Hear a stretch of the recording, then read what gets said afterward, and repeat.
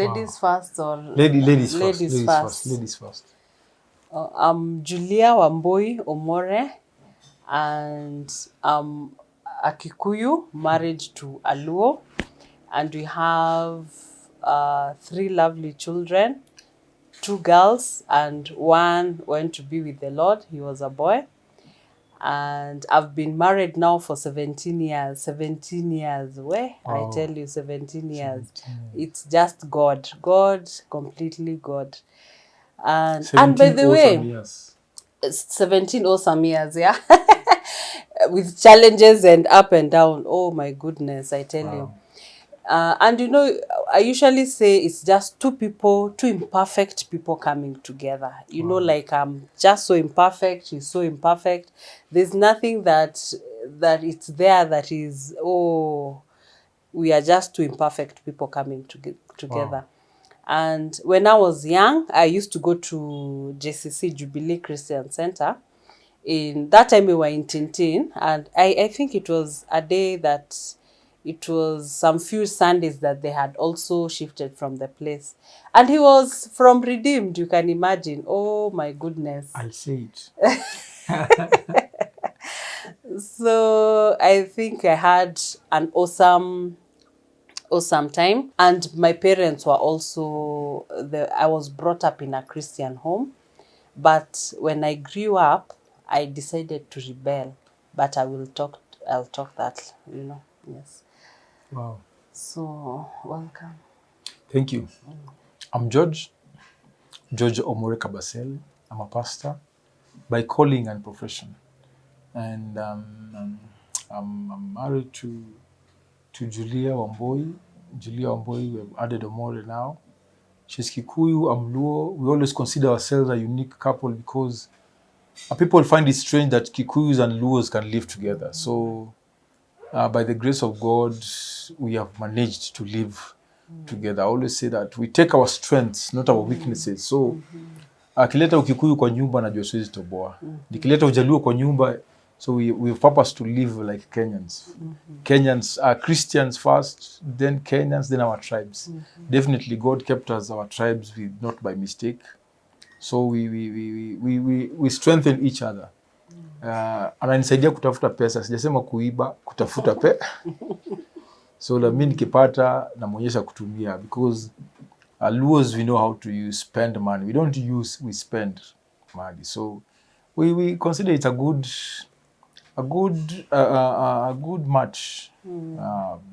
Besides the negatives of people talking about intertribal marriages, but we have, by the grace of God, we have pushed it to 17 years, and we believe God for greater things ahead of us. Yeah. And as she has said, we have 2 girls who are still alive. We lost 1 boy. It was pathetic. It was painful. It was a traumatizing situation, and it was so funny because of our cultural differences. Naming the children was a bit. It was a bit challenging to us because there's a way Kikuyus name their children, and there's a way Luos we name our children. So it was a bit challenging, but we had agreed that we'll give them unique, different names. So our first daughter, we called her Sifa Nyalawi. Our second boy that we lost, we called him Pendo Sulwe. And now we have our second born, I can say, because she's living, we call her Hawi Uzima. Hawi Uzima. We wanted to go different. We didn't want to name at my side, his side. We said names just neutral, you know, like no side. We decided to name them differently. Kikuyu. They name, they love animals. Wajohi, Ng'ombe, Jao, they love, and Luos, we name what is trending. Tiagasawino, and what is trending. We name, so we decided we'll give them neutral names, yeah.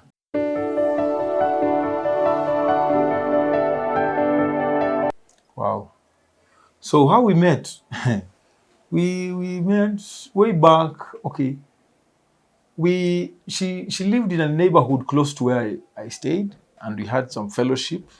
house fellowship. So they were coming to our area, house fellowship. But that was after we got born again. But before we both got born again, we saw each other. Anakuja kwetu, estate yetu kwa I marafiki actually zake. used to fear him because, you know, he had these dreads and he looked bad. You know, he...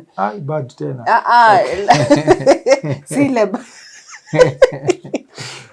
Okay. He was scary, like dreads, Okay. and he used to smoke bang. Wow. And the eyes were red, and he was tall and it is true.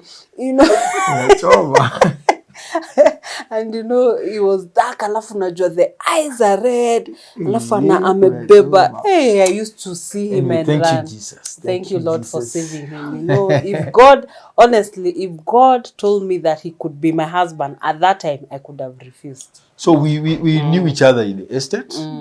We knew each other, but we couldn't imagine it will happen. So we knew each other in the estate. That was way back. So 1997. So I started approaching her 1997. I can remember 97 Valentine's Day. I drew her picture and I gave her as a gift on a Valentine's Day. But she wasn't excited. She wasn't pleased. And I approached her and I proposed to her if we can have a relationship and probably that will lead to marriage. She told me she has big plans. So she dumped me. She told me she had big plans. Which was true. Okay, which was true. She went to Dubai after all.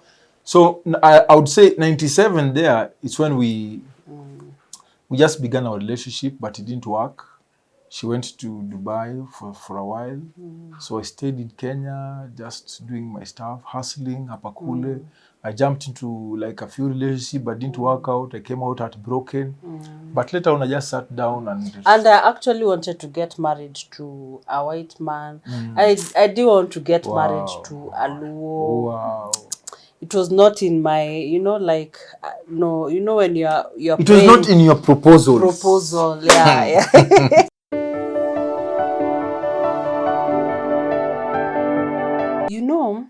I don't know. When I had some, like what you want, at times you write. I could write, I want this man who is gentle and loving. And it was so funny because he had all the qualification I had written, like hata kazi. In fact, walikuwa napelekana hivi na mzungu, the way they are loving, tall and handsome. So I think it was easy. And then he was actually very, very patient. And again, I was not patient. So I was looking also for someone who could also teach, like we teach each other, like he's very, very patient. I was not patient. I've learned so much from him because he's such a patient man. And he waited for me, in fact, long way back, even then 92, 93, he was saved at that time. And at that time he was not saved. Kwani ukuambie hiyo? I was saved. Yeah. I was saved before her. Before, yeah. So I changed and she wasn't changed. So I was looking at her. In fact, I could go out naenda happy, disco, and he could actually pray for me. And he could wait for me to finish. I used to smoke. So he could wait for me. When he was saved, actually I was not. He could wait for me. And he was so patient. And I took him as a friend that time. I saw him. And when I was coming to, when I was praying for a spouse, I saw all the qualities. He waited for me. At that time, I was not even a good person. He had actually been saved and I was not even saved, So I really thank God for him, for even being patient and waiting for me. Unajua ange decide pia aende atafute, yeah. But I think ni Mungu tu ana nini, the grace. Anyway, I loved her unconditionally. Yeah. I loved her unconditionally. So I knew her before she wasn't born again. So sometimes I would go to their place and find her sneaked out, anakuta mafegi, namvumilia tu. So but later on she got born again and I tried to engage her, ikakuwa iwezi, akaenda Dubai. It's a long story. Alafu then 204, that from 97, 204 ndio akakubali kurudi Kenya. and we did our wedding 204. 204. But nikaanza kumchumbia tena, nikaanza kumkatia tena. Wow, long distance relationship. 202. Emails. We're just doing emails. Hey. 202, long distance relationship.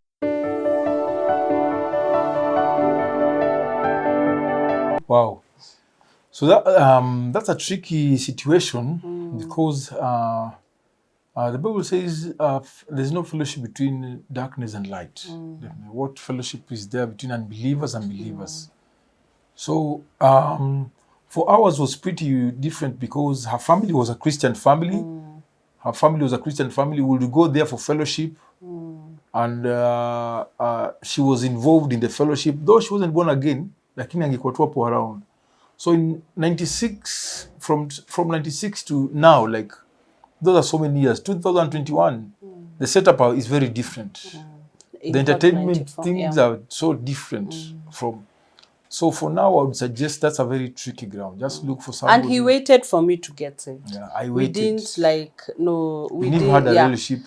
Yeah, we were just friends. Actually, yeah, we were just friends. But like, you know, friends. That like close friends, but he waited for me first to get saved. So for now, if you are born again and you're born again, don't date somebody who's not born again. Don't.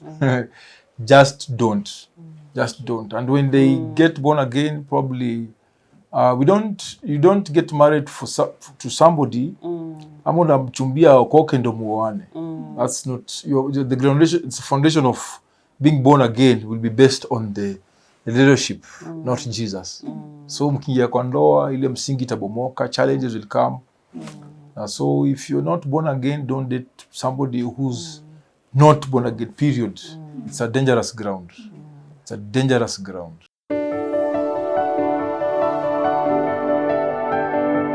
In fact, people from Buruburu, they can say that honestly I got saved because we used to go out. We could drink, you know, like you go Saturday, you know, like Friday, Saturday, and Sunday, and that time.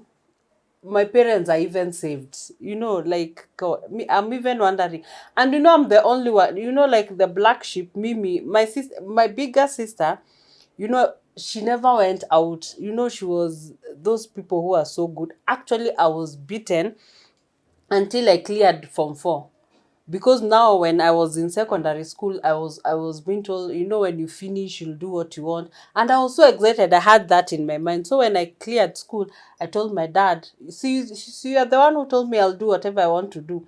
So I could go, I could run away from home many times, like running and going out and drinking and smoking. Oh my goodness, I was bad.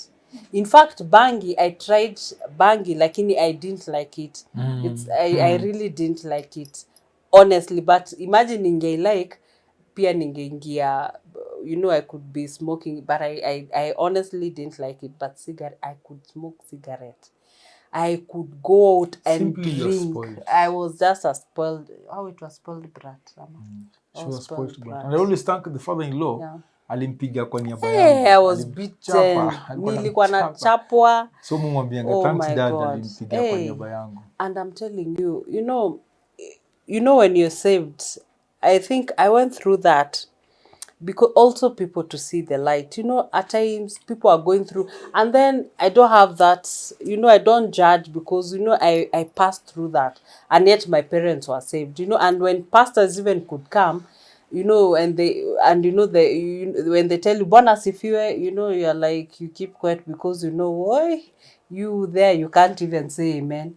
And you know, one thing I loved about my dad, whether you are drunk or not, the family altar, you will, in fact, I used to tell him, you know, now I don't have something to say, and you know, that time you are drunk and it's your time to pray and to read the word. Now I'm wondering, how will I even read the word?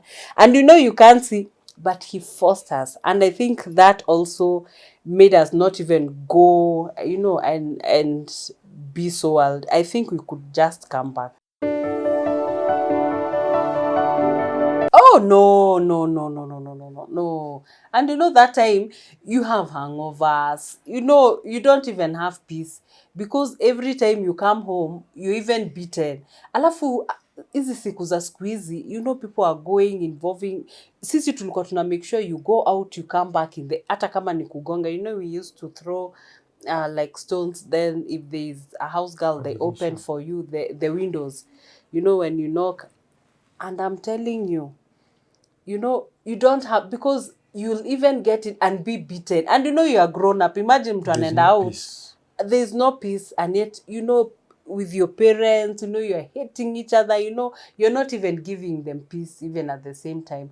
And you know, also your friends, you know, the influence you had also at that time with my friends. Oh God, it was horrible. And then you don't, there's no, you know, like the life, I'm even wondering, you know, like when you're drinking, there's nothing else. And you know, nowadays, the young girls, they're going, you know, when they're drinking, you have men there, you know, so many things. But that time, you know, when we used to drink, we had, you know, like our neighbors, ndio walikuanga hapo security. They make sure they take us home.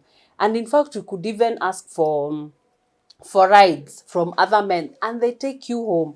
Nowadays, they'll even go, the rape cases, everything is just so dangerous. But we could even walk at night. Tunakumbuka? We walk at night, like walking, like 11. Nakumbuka nikati tulikuwa na yeye. Oh. But there's a time, okay, but there's a times nilikuwa na mpick. Actually. And I remember one time, you remember that time?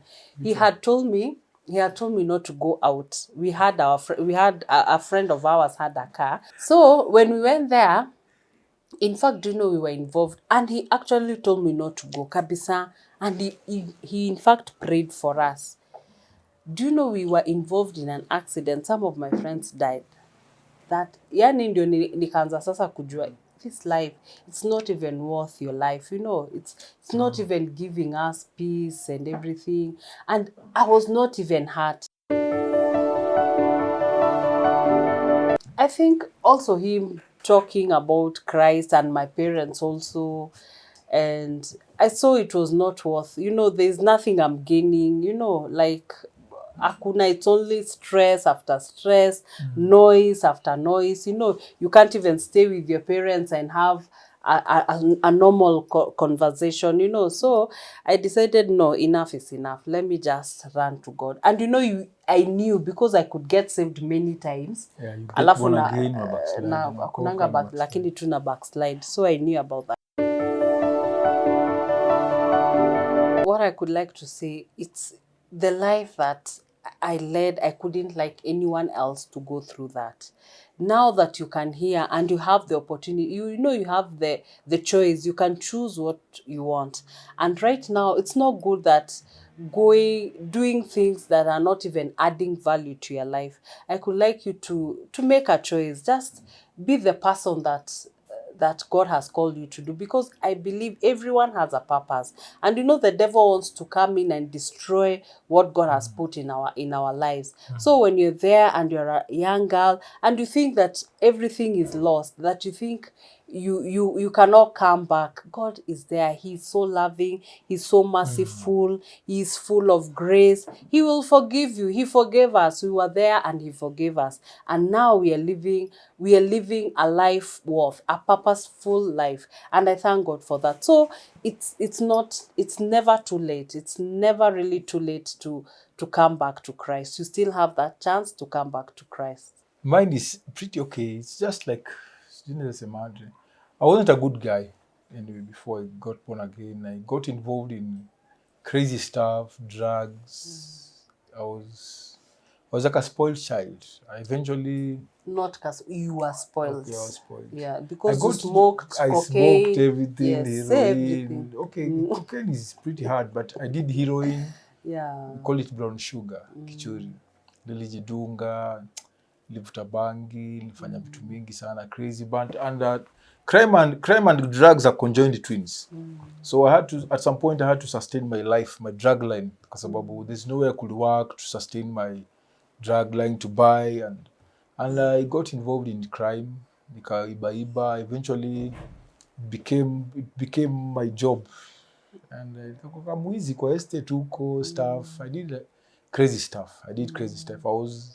Ilituma maisha yangu yakuwa low like kabisa, because at some point our crime life became dangerous. Kwa dangerous, mnaenda mahali kuiba, mna wawili wanashikwa, wanauliwa. And I really wanted to change my life. With my human efforts, I couldn't change. With my human efforts, I tried to reform, but I realized that I need a new transformation, a total change.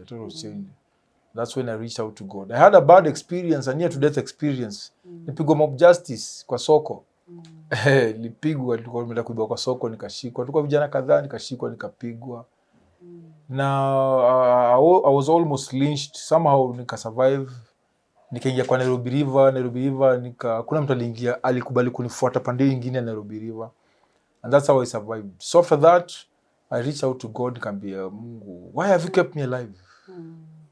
Nimetumia madawa, wengine wamekufa na overdose, mimi nimepigwa mob, sikukufa. Yani, I had all reasons to die, but Mungu akaniambia, I've kept you alive that you may serve me. So that was my turnaround. I realized I need to change. When I reached out to God, God akanibadilisha. But I was still young, ujana, pressure ya vijana, unajua. I was still young, pressure ya vijana. I was 22. At 22, I've done so many crazy things. Kuiba vitu kwa nyumba, mavitamba, mapasi. I could steal curtains out of being desperate. Kwa sababu hizo ndo ziko sasa. So, it wasn't a good life. My relationship with my parents went level 0. And I reached out to God and He turned my life around. So when I look at myself today, and what I have, family, ministry, I serve God, I can't believe it's me. I owe it to God. Wow. And then there's no joy in the other world. You know, there's no peace. You know, people lie. And for sure, I am telling you the truth. Everyone knows that they're doing the wrong thing. But they keep on consoling themselves. Oh, let me just, But deep inside them, if you ask them, there's something that is missing. There's no joy in that. Even them themselves, they get stressed. The other side. Yes, they get stressed. But when you have Christ, you have peace. You have the peace of God. When I tell people I used to smoke, and they really wonder like how, But I couldn't compare the life I had and now. Totally a different life. Wow. Because it was so meaningless. Like you're even wondering yourself, now what will I become? Now even your children. Even you start talking to yourself, because it's a horrible life. So, but it's something that honestly, it is God. Wow. And the other side, it's a peaceful life. Even when you don't have money, but you have the peace of God, You don't have any, but you have God. You're so happy that you're not living the life you used to lead. Yeah, so I could urge, please, if you are right there and you think you're just at the edge and you don't have hope, and then the other side, you don't even have hope. You're just ready for anything, death, do what, you're just ready. But when you're on the other side, you have hope. On this other side, this side, Jesus side. Yes, Jesus side. The Jesus side. You totally have the peace of God. A quick one. So we got she went to Dubai, nikabaki Kenya. So somehow I got her emails. We started communicating through email. Nikaanza kumdate. In fact, mimi nilimproposea kwa email.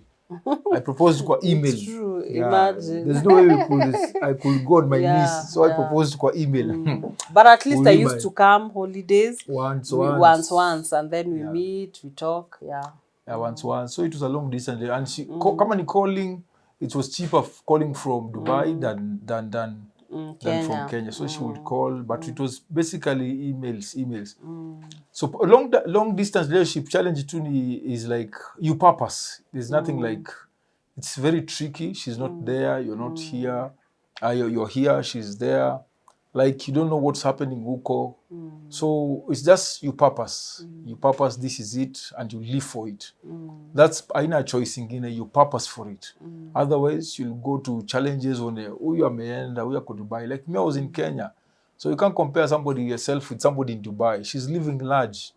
Meaning she uko sijui wapi huko kwa ka single room. Kwa ka single room. And she's in Dubai. She's living large. So you just purpose. So that was the purpose. The challenge was the communication. Alafu those days mjua there are no phones, smartphones. So ilikuwa tu ni email. I go to the cyber. Na kwa cyber at a given time. We know we communicate at a given time. So the communication was the biggest challenge. It wasn't flowing throughout, but we were always keeping in touch. And definitely the tribal issue was an issue, but to the nuclear family, it wasn't all that issue because the nuclear family, both sides were born again.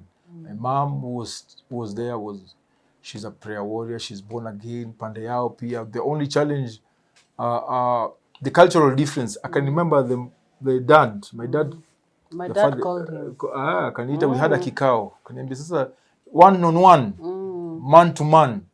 Nikuuliza sasa wewe unajua kwenyu, like we are in a polygamous family.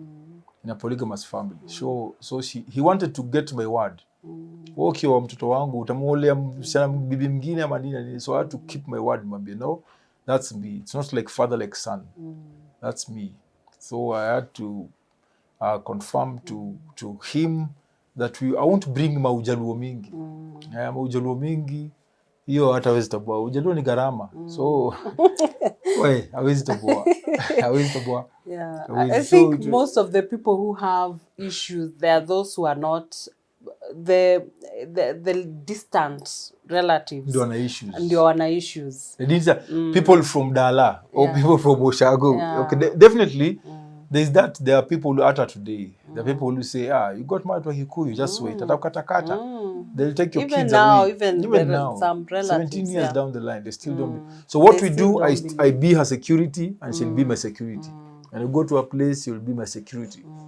Like we decided that when he comes, like we have our grandmother, when we go to our home, I be now the guard. Yani hakuna mtu anaweza mguzu. Unajua pia Kikuyu tunaweza ongea naambia wewe you cannot go there. Ananitengezea food yangu tofauti kwa sababu najua mimi sikulangi makarati na maminzi na maharu. Mix them, gather them. So atajua hiyo acha ni prepare. So there's that security. We had agreed that, but up to date, 2007 we had there was this post-election violence. We felt it. We couldn't go home. Yeah. It was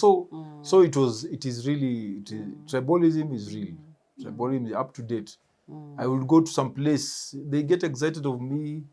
My father was a musician, a prominent musician in the Luo community. So they get excited, it's you. But when I mention I'm married to a Kikuyu, they shut down. And they shut down. So we don't have that. So up to date we still have it, but we had purposed. We had really purposed. Yeah. People think and assume that tribalism will die on its own. So we don't expose it, we don't talk about it. We think that will just go on its own. We must address it, and we really challenge people that we have to address tribalism. We have to talk about it, we have to engage about it, and we have to just address it. We say this is wrong. So we don't get married to a tribe, I get married to a person. There is no other tribe that is superior than any other tribe. We are all equal. So what we do, we take our positive aspect of life. We are blessed. We are 45, we are 45, going to probably 46 tribes in Kenya. So we are unique. We are a unique country. If we could strike our strengths. So mimi nachukua strengths za Mkikuyu. Na nachukua strengths za Mjaluo, and we merge them. We don't take every tribe has its own weaknesses and challenges. But we don't dwell on the weaknesses. We dwell on the strengths. We're unique. If we can embrace the positive side, we'll move on.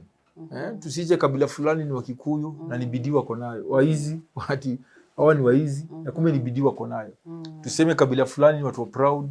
Just love excellence and perfection. Simple. So if we can merge ourselves to do this is what we can live with. And again, tribalism is demonic. Yes, tribalism is demonic because you have seen the results of tribalism. poverty is probably at some point mismanagement of resources. We employ only somebody from our tribe. Na anaweza kuwa tu ni ng'ombe ashikanishi. Lakini kwa sababu ni kabila yetu namleta. So at the end of it all, our politicians use that base to push themselves. Eventually siku ya kura tunapigana, tunauana, tunachomeana manyumba. Alafu, let me say this. God will always, let us not wait for tragedy to happen so that to make us think we are one. We always say when tragedy occurs, Al-Shabaab wametuattack. Go and donate blood. We are one in tragedy. But during elections, we are not one. It's so fun. We can share. I can donate blood kwa Mkikuyu mwingine when we have tragedy. Lakini siku ya elections siwezi enda kununua hatuwezi kunywa hata chai kikombe moja. Siwezi enda kununua kwa duka ya mtu fulani kwa sababu ni kabila fulani. Doesn't make sense. So tusingoje tragedy to push us to be one. We should prove that we are one. And then let us not agree the politicians to take advantage of us. We already won. And Kenya, we love each other. God created us for a reason, a time like this, And we have different languages, we have different tribes. God created them with a purpose. So don't let people come and divide us. You are this tribe, you're this tribe. No. Even we are children now, we are growing. We have children that we are raising up. And if you start telling them this tribe is bad, this tribe is, you cannot get married to this other tribe because it's us who will stop the tribalism. And we train, by the way, vile amesema, we train our children. We train our children. So tribalism can be stopped at a very early age. Yes. So we have been taught, it's something taught. Being tribal or racist, it's being taught. You're not born again, you're not born with it, you're taught. So our children, we have taught them they are Kenyans. So one of them had an issue with the school. So the school, the teachers were asking her, when you're kabila gani? Anamwambia mimi ni Mkenya. So it was an issue. And it's abnormal to say mimi ni Mkenya. Ajabu kumwambia wewe ni kabila gani? You must identify yourself with a tribe. You must. Anambia pana mimi ni Mkenya. And that is what we have taught them. They are Kenyans. Simple. Yeah. Can't you believe me in Kenya? So that issue of separating yourself, I am this tribe, which means if you're this tribe, you're superior than this. So we have trained them to be Kenyans. At some point, they will choose which tribe to learn. So we talk Kiswahili na Kizungu kwa nyumba.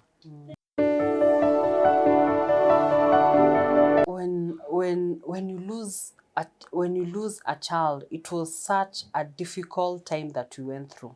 In fact, it was Can I say something before? Because I went on experience. So the issue was this. We got our firstborn. It was like quick to leave. Yes, we call her it was honeymoon baby. Yes. Honeymoon baby. It was immediately when we were spending our first anniversary. The kid was like a month old. And but then we got married when he was 30. 32. Ulikuwa 32. Nilikuwa 29. Why? So we had to hurry. Age was catching up. So the issue was this. So automatically, we thought it was automatic. Like any couple believe that kondoa, it's automatic to get children. So just to make when we got our second born, we only passed. We thought it was normal. Itakuwa automatic, kawaida, things will be okay. So it was a big blow because it didn't go as we expected.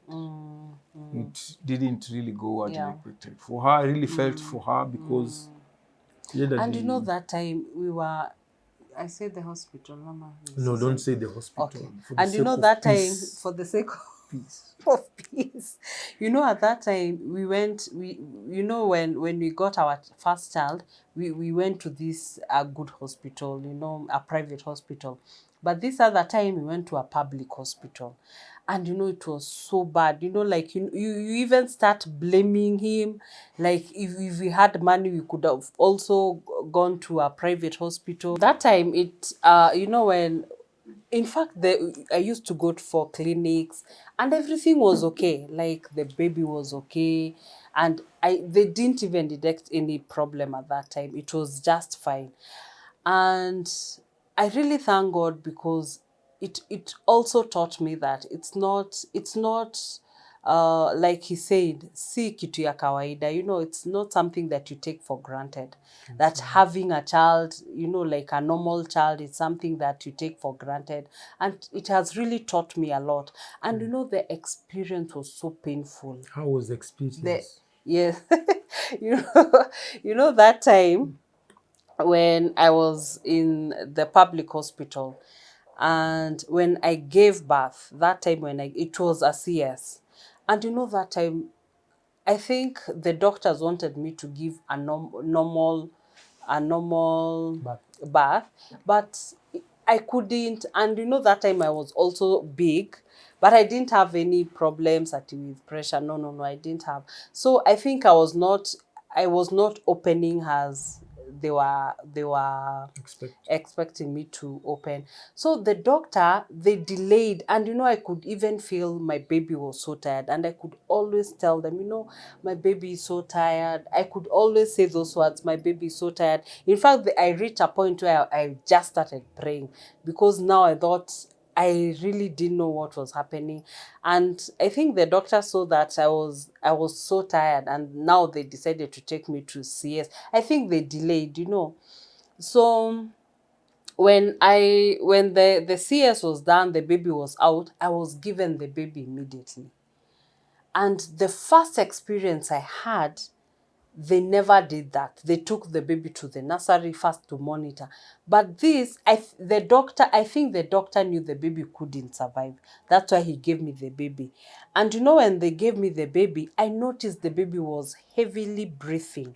Like, you know, he was, and you know, when I was trying to breastfeed, he was really so breathing so hard. And I noticed there was something wrong. And that time I told a nurse, please call for me a pediatrician. I really need to see a pediatrician right now. And you know, it was just God that there was one who was just passing by. And you know, when he came, and you know, it was in July, it was very cold. So cold. It was cold, it was cold. So the doctor saw the baby. I think alikuwa amebeba hizo vitu. Akasema, can you prepare? And you know, he just called, can you prepare the ICU immediately? So the baby, on the process, you know, they had to remove everything to take the baby to ICU. Even at that time when the baby was taken, in fact, he got pneumonia when he was going to the ICU. And that time, I discovered that the baby had heart expansion. He was so big. He was 4 point something. He was actually 4.2. And you know, I give birth to big babies. So I thought he could actually survive. You know, like this one, you know, my firstborn was big. So I actually knew he could survive. And death at that time was not in my mind. Honestly, I never knew that he could die. And you know, now we have pastors praying, we have our church praying, we have my sister also married to a pastor. People are praying, and I knew for sure my baby could survive. The way people are praying, I knew for sure the baby could survive. So that time, when the baby was taken to the ICU, and you know, that time I had, you know, the CS, the injury, the wound is still so new. It was so bad. Wait. You know, I had to hold my tummy, walk all the way. I had to what do we call? To suckle the milk. Yeah.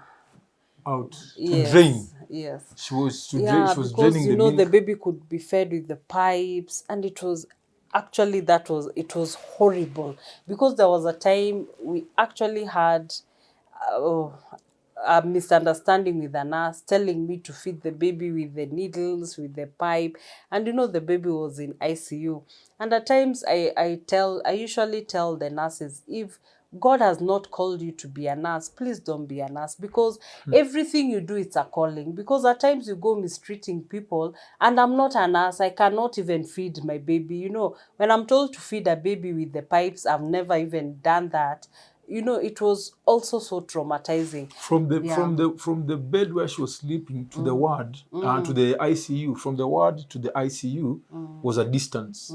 So she had to be going from the take herself, walk all along from the ward to the ICU to drain the milk to be given. So it took a while, like a few days. To pump the milk. It was daily. It took a while. It wasn't an instant thing. It was terrible. And you know, when again you come late, the nurses start shouting, you know, and then, you know, at that time, you know, you're just thinking about your son, just your son to get well. And, you know, there are so many other babies there and they don't care, you know, like they're just there, you know, you just wait for the time the doctor will come and explain to you. You know, the nurses, they don't want to tell you anything. You're just there. At times, I remember there's a day the nurse gave me medicine to feed my, oh my God, that was so, in fact, I could cry because now he's crying. I had to inject, and I'm not a nurse. You know, like I'm trying to tell her, you know, like it's your work. Hey, niko na kazi mingi, you know, like, and it's, if you don't have a passion, honestly, please don't ever do that. Because at times you even bring, I don't know, it is not good. You know, So yeah. eventually, I had to confront the doctors. Like it was day 5. Day 5, we were not being told what was happening. Day 5, the kid was still in the ICU. So I had to confront one of the doctors. I came early. The doctors told us the boy had a heart condition. The heart was So big, enlarged. large now. So it was taking her to pump. It needed a lot of energy for him to pump. So the heart was pretty big. So what they wanted is to stabilize the kid, and they connect us to I don't know in Dr. matter, or the heart, whatever they call them, I don't know. So they were to connect us with a doctor who handles heart issues. So but they stabilized the kid, tuende naye nyumbani, tuko tuna referred. So I think it would be a sickly kid. Sickly. Walk, It was a condition. It was not something that can heal. So it was a condition, that's something that can be managed but out of the hospital. So eventually he succumbed after like a week. Yeah, after it was around 7 days. 8 days. Yeah. He succumbed. Wow, it was so hard. It was so hard. And I remember I just shut, like, and you know, it was like, he passed on Saturday morning. And you know, there's a lady who usually passes in the hospital. You know, it was a public one with those sweaters, and I said, let me just buy for my son, because he didn't have that. I had not bought for him the kofias, you know. Boshori. So one word, boshori. Yeah, so that time, do you know, I had a voice, and I remember that scripture so well, that when you walk through the fire, I'll be with you, I will hold. And it kept on coming, and I was wondering, why is it? And then I had a Bible there. I opened exactly Isaiah. And in fact, a neighbor I had also told me about the verse. So even when the nurse was coming to tell me the baby, I was already crying, because I knew, you know, like I knew for sure, like, what, this verse, it just God telling me, I'll be with you, I'll just hold you, and you know, I never so much blamed on God. Actually had blame for the doctors and nurses. I actually carried that a lot. You remember? In fact, I was saying, if I had money, I could have sued all of them, because they knew what they did. You know, like, the experience I had was so horrible. So I knew for sure. And I didn't even remember about, you know, like, God, no. And then I had people who are there encouraging me so much. So I thought it was just God's will at that time. You know, like, the baby has gone, we prayed. I didn't focus so much. My pain was, in fact, I had to take some time to heal, because of the doctors and nurses, the way they were, you know. I remember, in fact, when the baby died, I remembered the week and the things they did to me. And now, like, the baby is gone, you know, like, why did you do this? You know, maybe I was wondering if maybe it's me who did this wrong, you know, like, maybe they need, in fact, blame on myself more, and the doctors more, you know. And also part of him having no money. Lazima niseme hiyo. We were financially strained at that point. Yeah. So We I was were, thinking maybe so I was if I blaming went, myself, kwa nini tumeenda hospitali iko hivi, labda tungeenda kwa hospitali kama ya kwanza ilikuwa, but now we were financially drained. You know, I also had some counselors who I saw at that time, and they really helped me so much to overcome with it, because I really had so much bitterness and anger and unforgiveness. In fact, I was telling God, it's you who will forgive them. I think I'll just continue with my journey. And I remember it took some time. But when I really came and I told God, you know what, I've been carrying this thing for long. Let me just release it. And you know, that time I was releasing it, it's the time I had peace. Kabisa. Kabisa, kabisa. The peace, I'll never forget that.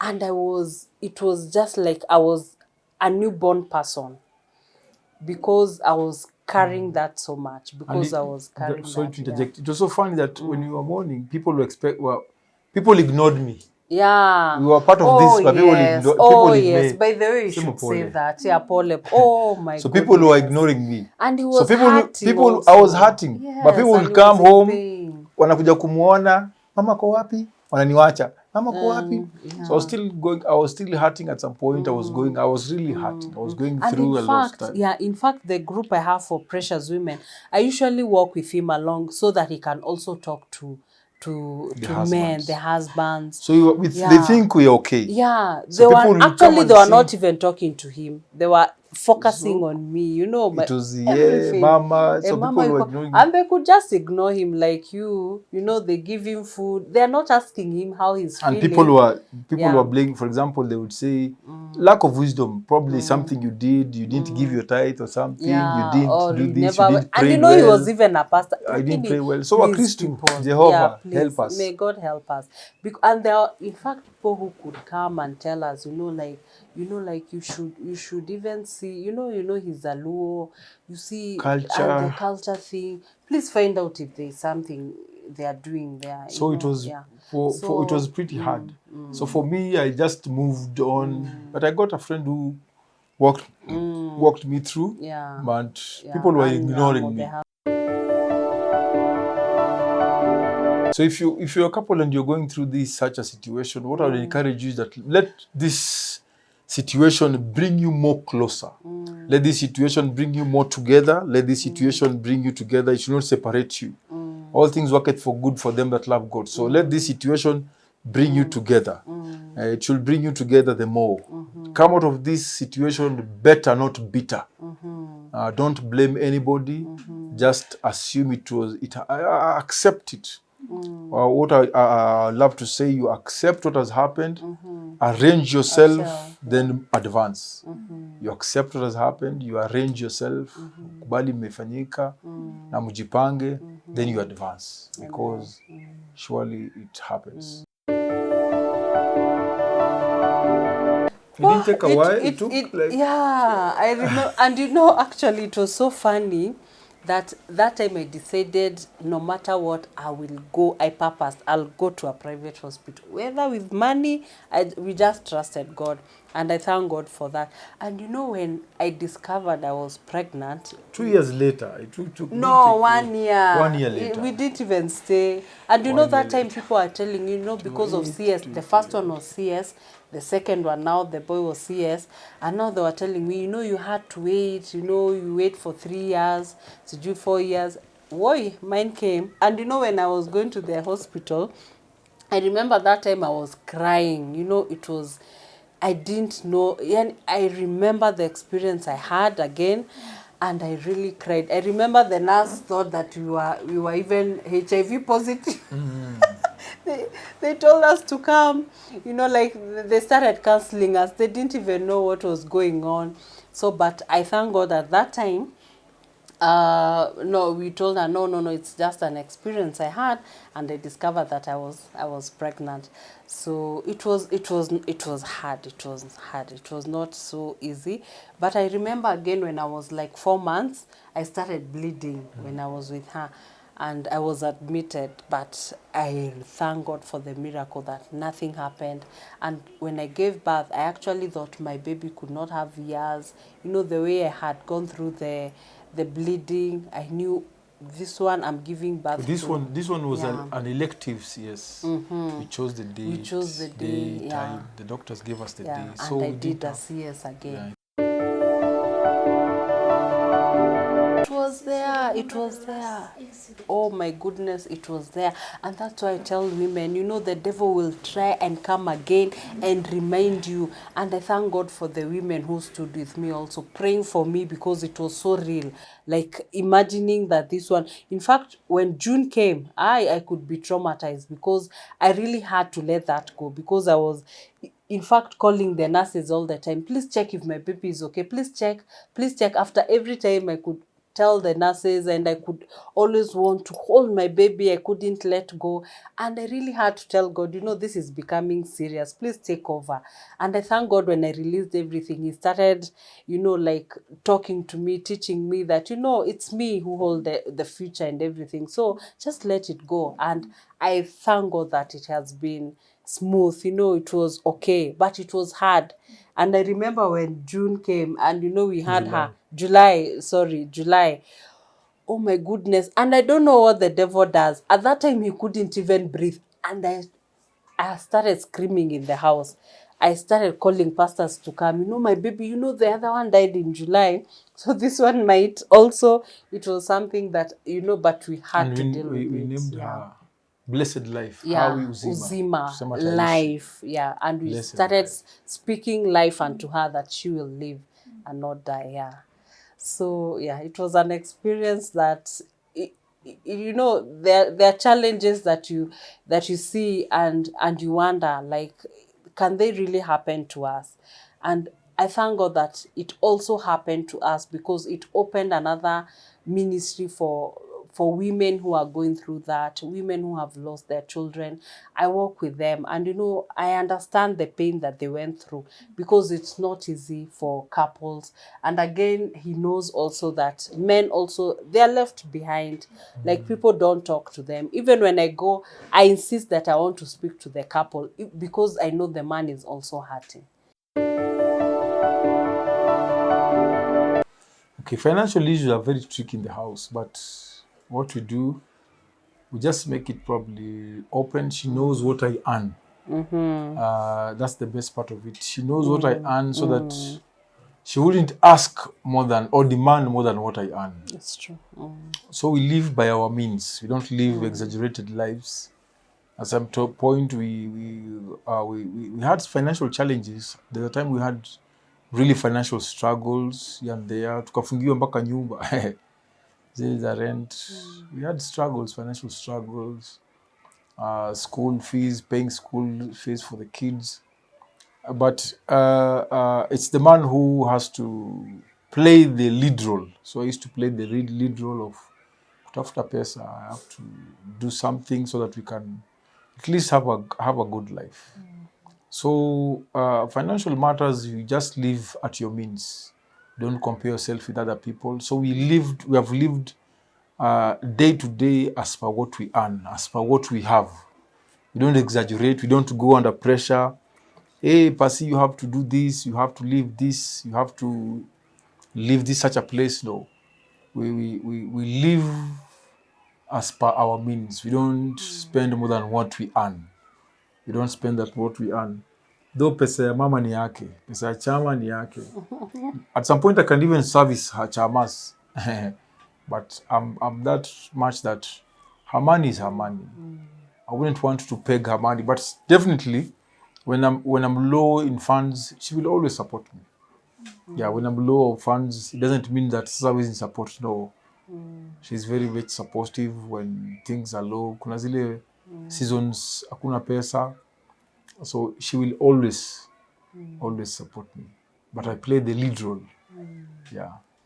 I remember there's a time I used to work, and I could come, I bring money on the table, I tell him, hey, this is my salary. And he could tell me, no, you just, no, but we have other things. And that time he was not working. So I could tell him, at least we sit down, we manage now the money. And so many people at this time, they think that when you see a man suffering and the lady has money, and he's your husband, you're living together, and yet you're hiding your money. It really doesn't make sense, because you're there, your family, and God has brought you together. So you should always at least be there for your husband, be there for your wife, because at times things may even turn around, and you never know. So it's always good to discuss the money issues. Just be there for each other.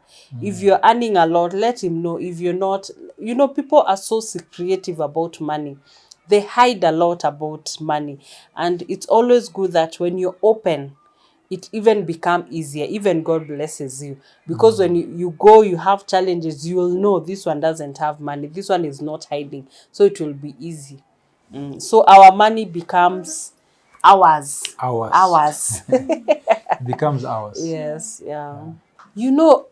I think it also depends, because you can have a man who doesn't want you to work, but let him give reasons. Why don't you want me to work? Like, are you providing everything? Like, is there a time that will reach, then you start complaining that I was doing nothing? And there is also a time, also maybe the reason being small children, like when they have small kids. So it really, really depends on how the husband is telling the wife to stay. It's always good when you agree together. Marriage is just communication. Agree. You don't want me to work because you are a millionaire. You are rich, so just stay in the house, take care of my kids. And in fact, there are even men who pay their wives just to be in the house, and at the end month you given money. That's a good life, man. I'm praying for that. That's a Wow, good life. amen. But you can also, when your husband is earning, and right now we have many things that people are paying, the internet, the house, everything. You can agree, let me work, we hustle together, we help each other with the bills, with the school fees, with this. Everything is all about communication, communicating. And if you An want, and if agreement. if you lady, if you want to sit, explain to him, I want to sit, I don't want to work. And then what will happen? But as even the Bible says in Proverbs 14, a wise woman builds her own house, and a foolish one destroys with her own hands. It's always good, again, to go out. These days, women are being empowered. You go, you do this, like, see kama kitambo, at they are now sitting. We see even CEOs, they are ladies. We see managers who are ladies. So again, it's always good. Just go there, do something, help each other. Right now, people are just helping each other. So I think it's also a good way for a lady going and empowering and doing so many things. And even businesses, actually, not even working, even a business. You can be home and you've opened a business, you have your own salon, you have your own parlor, you have everything. It's not necessarily at even working. You can even start your own business where you'll even be managing everything at home, going, you've employed people, in fact, even creating jobs for other people. So see, at just staying also even in the house, you can be in the house and doing even other things, businesses and such things. Yeah. Good. I think so many. There are so many seasons Oh, I where think so many so many seasons. seasons. Oh I can remember God. the time I've gone for a mission. We went to in Makueni. We had a crusade in Makueni. So the process of crusade, I didn't pay the house for like 3 months. I Oh my remember God. 3 months. We were in arrears for 3 months arrears. So I was getting my text to go, mazee, tunafungiwa nyumba. I'm in a mission. Yeah, you could imagine that my concentration there, it wasn't all that. Somehow we bailed ourselves, tukalipa. Yeah, it So was kuna ups stressful. and Yeah. downs. Yeah. So zingine meals, but meals not sana, so long as you have something to eat. but you don't eat by choice. You eat by what is there. Unaona? So it's better that you live, unakula ile kitu unataka, si ile iko. So and there are many times also we have gone without, okay, not so many, we have gone without food, but God provides miraculously. Yani like God sends people to come. We've seen the way God works in just amazing ways.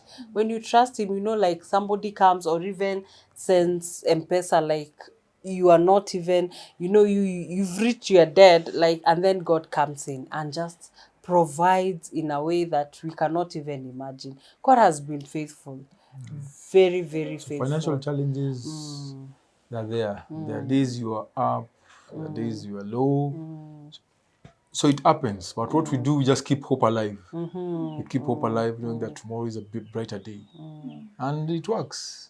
Yeah. The challenges you go through, you won't go there again. Mnatoka hapo, mnaenda kwa another level. So that's marriage. You go to another level. What I could, you can't fake for long, know.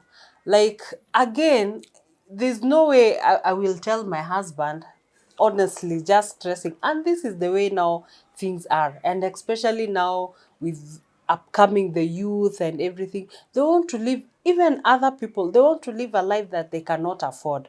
There's no way I can come out of this place, Niko Islands, naenda kukarunda, and I know how much he's earning. I will be even killing him.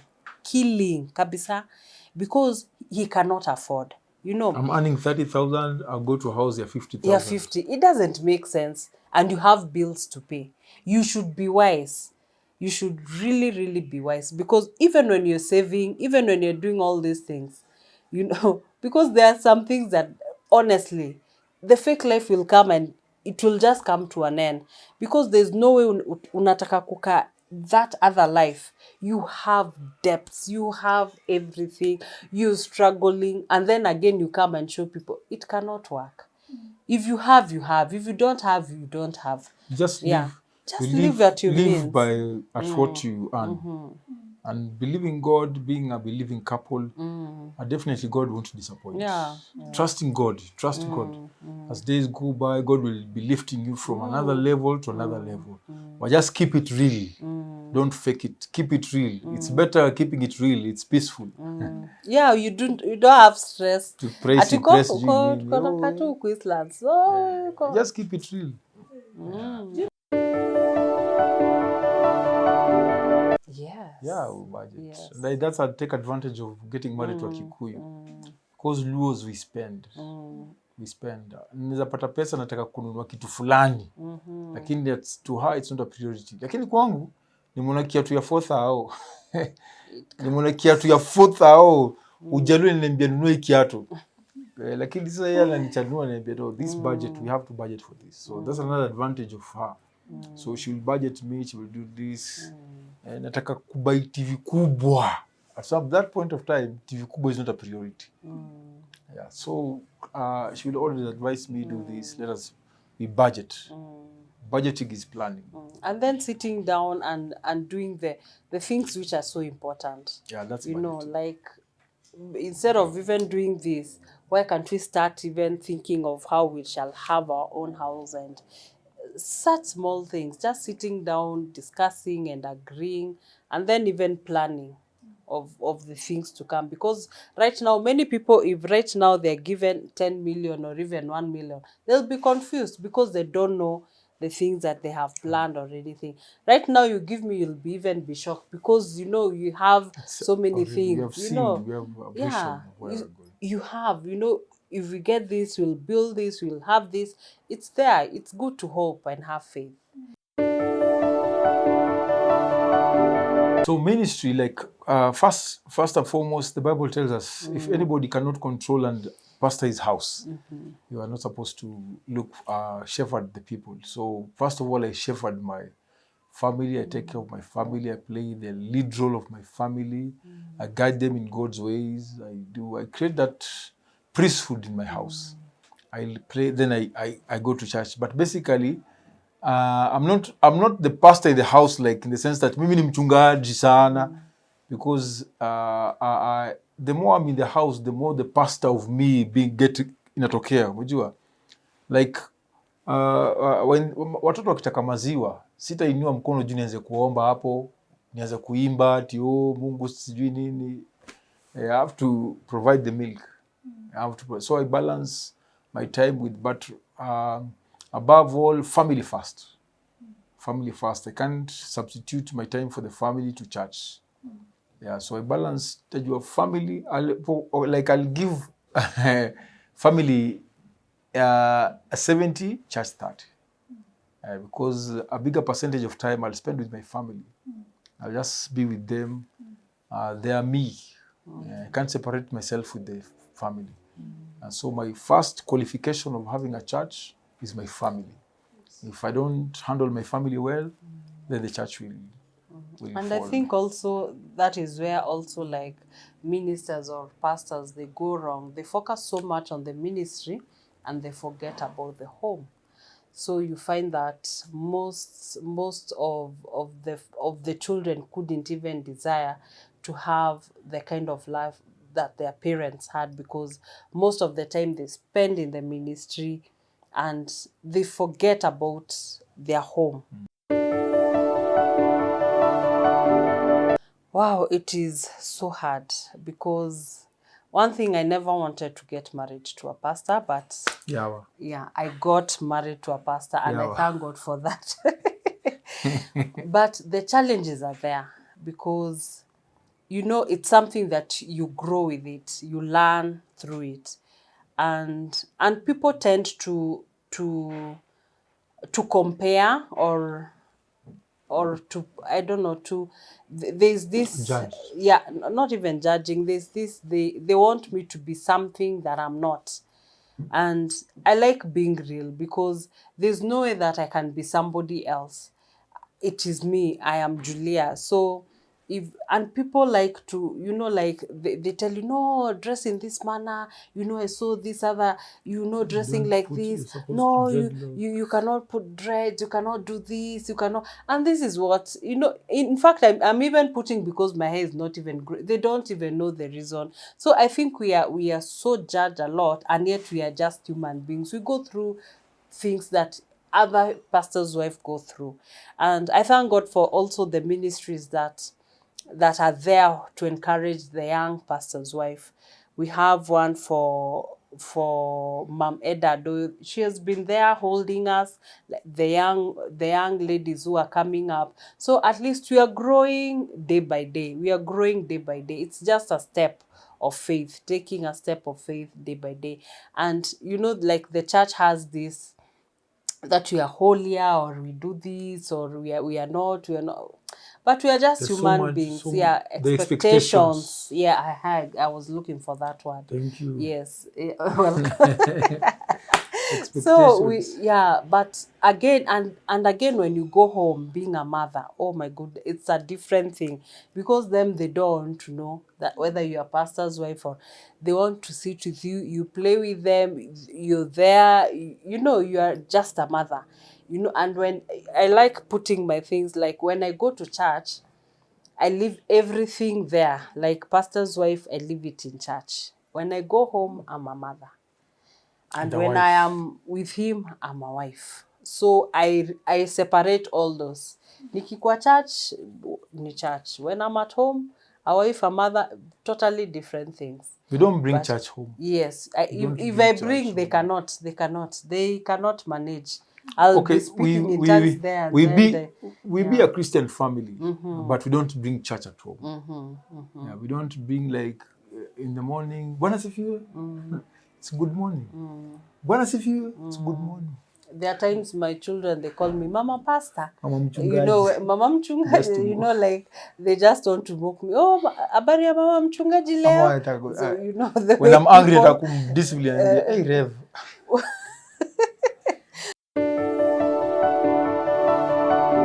We don't care. So but, anyway. Yeah. Actually, you know, not that we don't care, but yeah, we at some point we overlook.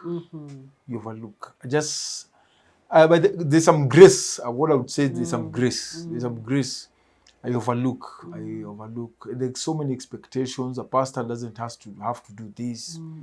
You must live. You must drive. large, you have to do this. You must drive.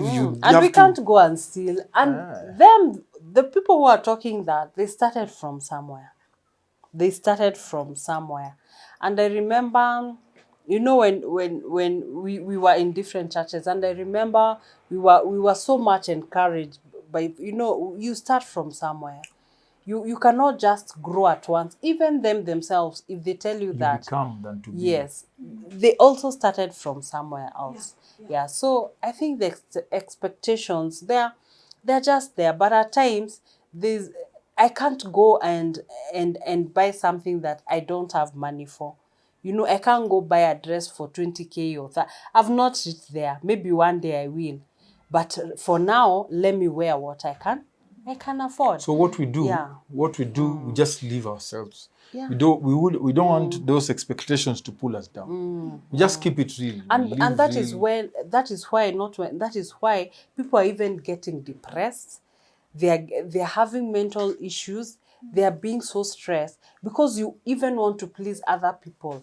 And you know you cannot please everybody. We please ourselves. Yeah, we live ourselves. We don't. Yeah. If we have money to go out, we go. If we don't have, you stay. And even our children, we have taught them, we have money this time. Even they ask, do you have money? We go, because they know. Oh, yes. Marriage is a good thing. It's a beautiful thing. Sana. Yes. I wouldn't be the way I am today if it wasn't for marriage. I always say marriage is my second miracle. Like, first I got born again. This one is another miracle. What I have today, what I'm doing today, is the favor that I've gotten out of marriage. There are beautiful times we get in marriage. Kama si watu wengekuwa 17 years now, getting on. So we are both of us. We have iron sharpens iron. So in marriage, the beauty of children and the ups, the lows, we enjoy the lows. The time we just laugh at it. We sit back. We say, hey. Like I remember there's a December. Now when I'm lifting up my face. There's a December Christmas. It was painful Christmas. My daughter wanted to some ice cream. Ice cream ilikuwa ni 30 bob na ni Christmas. Way back alikuwa mdogo. Lakini sina 30 bob ya ice cream. We had to buy lunch, ya kuku, nini. We have made our Christmas. And she was crying. And 30 bob. There's no other good day to buy an ice cream for a child than Christmas. So those were low moments. And it can be a God, this is the last time we're spending Christmas this way. And that was that I lifted up my faith. From there we progress. We don't take our Christmas that way. We go for holidays, December. So we have gone to another level. So what you do, you just see ahead. So marriage it's 50-50. There's day, there's night, there's morning, there's evening, there's female, male, negative, positive, God and Satan. Same case to marriage. You can't expect daily. So there are ups and downs, but the best part of it, marriage is beautiful. We have gained much. We have children. We are not married because of children, but there are blessings out of marriage. Yeah, so we are the way we are because of the favor that we have found in marriage. And it's not a mistake because it's God ordained. It's God ordained. It's beautiful. It's awesome. We have beautiful times, lovely times. Yeah. There are bad times when somebody is sick. I don't leave her because she's sick. So I take her through the sickness and we walk. So marriages work. And there was a time I was thin. And now I'm big. So marriage... Big. I love my packages big now. I love my packages big. So I think there is... I usually compare marriage with a rose flower. You know, like when you cut, there are usually some thorns. But on top, it's such a beautiful rose. And when you touch the stem, the thorn, you know, it has thorn. So at times you'll even bleed. But when you come at the top, it's so beautiful. So there's so many challenges in marriage. But on top, you look, you know, it's just glorious. Because the challenges, they make you stronger. And you learn a lot. I've learned from him so many, being patient. I never used to be patient. But, you know, you learn so many things from each other, and then you even sharpen each other. You So sacrifice. yeah, and then love is just, it's sacrificing. And again, when when your love is based on other things, it becomes so hard. When your love is based on money, when money ends, what happened?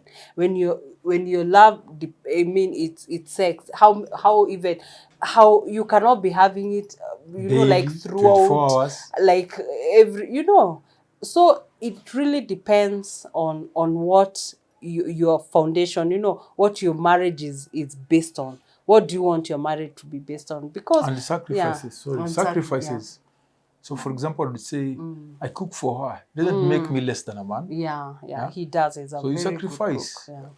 Thank you. We sacrifice. It doesn't make me less than a man. She will do some stuff for me. It doesn't make her less for a lady. So we just sharpen each other. One probably parting shot I would say is that marriages never work. You work them out. Yeah. So people get into marriage, think that it will work. Ni kama vile nilikuwa namchinjia, namkatia, nikiingia kwa hao, nafikiria kwa hivyo. Amesema there was time she was, now she's, wouldn't want to say big, but she's beautiful. It's okay, you say Okay, so those are challenges. Those are shifts of faces. Yeah, I mean, may change. There's a way we have just changed that. So we work it out. We don't expect to sit back and work. It work too. You invest in it. You can't withdraw. You haven't invested. You invest care, love, concern, time. You'll reap it out. So you work it out. And marriages can work. It's not that they don't work. They usually work. It's only that being there, understanding each other, that's being there for each other. Because things will come, and many things come. But what will happen for both of you? Because even children will live, and then it's only us. What will happen? So marriage, it's beautiful thing, and God created it. He had an idea of marriage when he created Adam and Eve. He had all this based on So marriages, they do work.